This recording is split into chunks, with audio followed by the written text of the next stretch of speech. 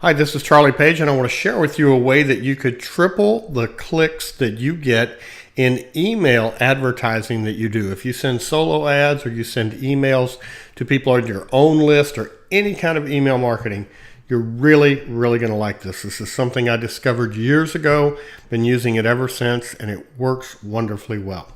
It's a simple way to increase clicks in any ad or email that you send, and it works in any niche. I've tested it with my clients across many different niches, worked extremely well in the fitness niche, and it's worked in every niche that I've tried it in. And it works with cold, warm, or hot traffic. So it doesn't really matter who you're emailing. If you're sending a solo, for example, to an e-zine publisher's list, they're not going to know you. This works just as well as if you're sending an email to your own list. So that's kind of great.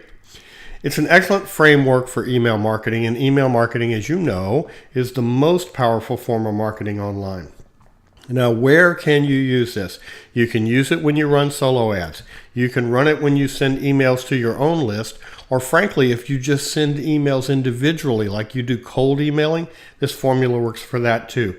If you do joint venture emails, take a look at how they're structured, and if they're not structured this way, consider changing it. When you do ad swaps, you can use this. If you do sponsor ads in e-zines, which are a little bit longer than a classified or a banner, you can do this in there too. Any longer text-based advertising, even some banners, will work. This will work for that. Now, let me give you an overview first, and then we're going to pull apart an email that I use all the time. We'll pull it apart link by link. There are 3 positions for your links. Just after the introduction is position number 1. In the middle of the copy is position number 2. And after the PS is position number 3.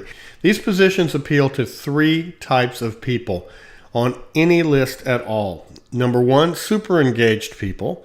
Number 2, warm prospects who have a real interest, but they're not really ready to take action quite yet. And those who are curious but can be persuaded. That's very important.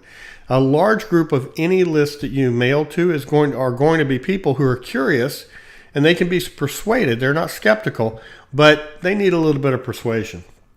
Skeptics simply won't click links most of the time, and all lists are going to have people who are skeptical.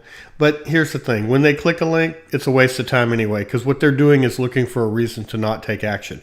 So that's okay. We wish them well. We want to serve them. But what we're going to do is focus directly on speaking to those who have a need and want to take action. All right, here's the overview of the email, then we'll pull it apart.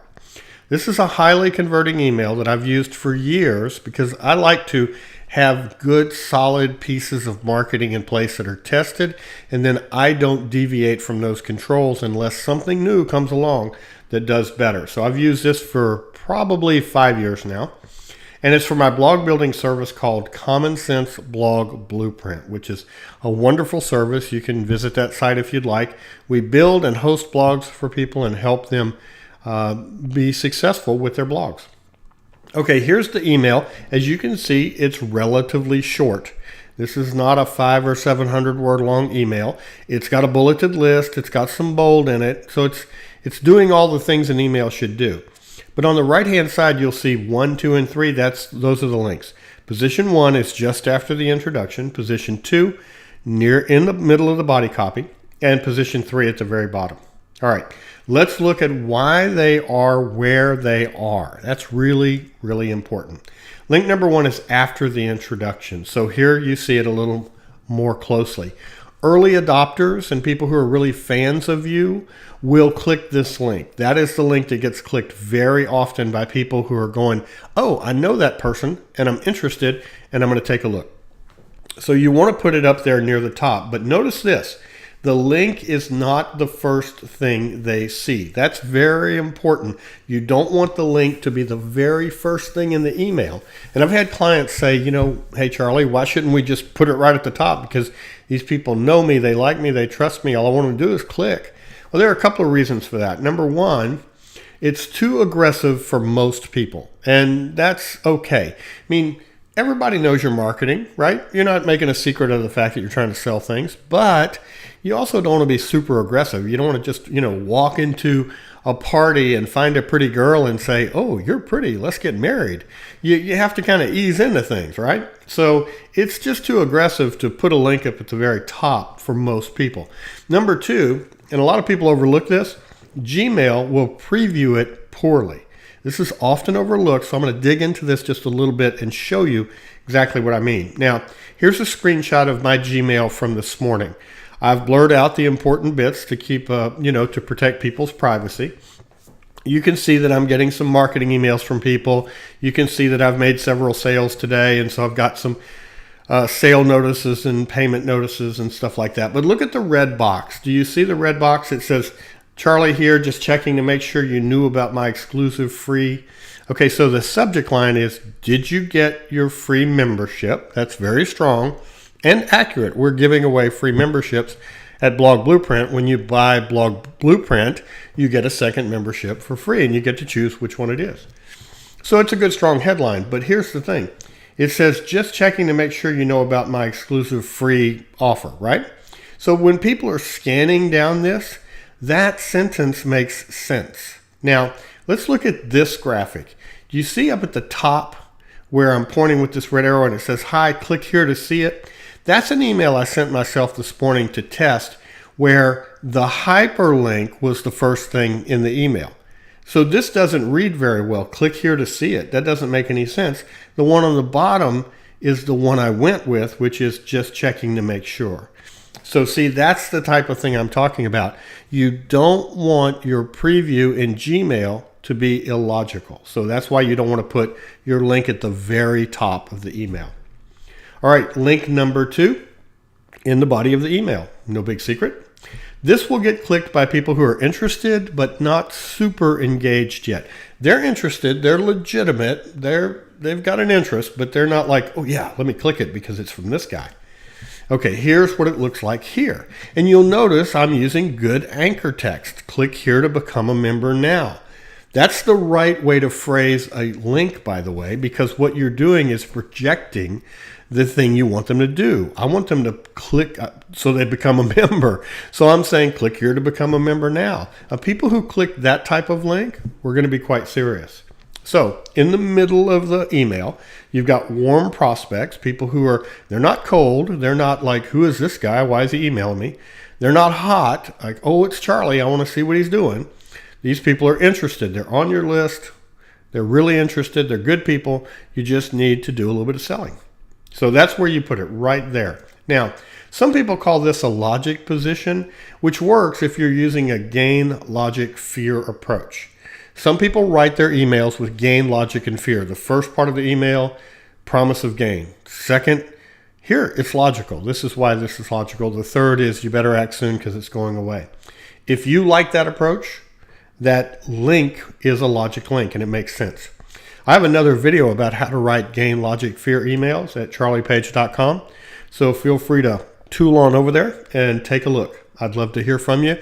And if you like what I'm doing today, please leave a comment or give me a thumbs up or something like that. All right, link number 3 in the PS. Of course, you knew that was coming, right? The PS is very powerful. For some unknown reason, and it really is unknown, a lot of people speculate, but nobody really knows. The PS is often read first. I think, personally, people are in a hurry. And just like people skip to the bottom of a sales letter to see what the price is, and let's admit, we've all done it, right? And from time to time, we all do that. We get in these long form sales letters and we're interested, and then we skip to the bottom and say, oh yeah, that's something I can afford, or nope, I'm ruling it out. Just like they do that, I think they skip to the bottom of emails too. And I think that's why the PS works so well. They want to get to the bottom line. And to some degree, they've been trained to do that by marketers who know that the PS works. I mean, this goes back to direct mail marketing from the 1950s. This is not a new phenomenon with email. Back in the direct mail marketing days, we knew the PS was the most powerful part. So we'd write half a pages of PS. All right, this works, so don't overlook it. Don't overlook your PS area. It may be one of the most powerful, other than the introduction, areas of your email. Now, here's what that looks like. Here's the PS. And it is often read first. There's something on this page I want you to notice. It's very important, and I'm curious to see if you can figure out what it is. It's very important, so take a moment and take a look at this. All right, you ready? Here it is. The link is the last line of the email. If that was your guess, you did good. That's the last line of the email. This is very important when you're using a PS. Do not bury the link in the PS. So don't start out by saying something, whether it's clever or straightforward, doesn't matter. Then put a link and then put more words. You absolutely want the link to be the last thing they see. It must be the last thing they see. That will make it get clicked much more. And I started out by saying triple the clicks on your links in your email. You might even get better results than that. I've had many clients get better results than that. But if you try this, I think you're going to really like it. This is often the most clicked link, as we've said. And so generally, for me, the top link gets clicked most. That in my tracking, and by the way, you want to track all these separately. In my tracking, the top link gets clicked. But I've worked really hard for a long time to get super engaged with my audience. I mean, if people hit reply to one of the emails I send, they get a reply back from me.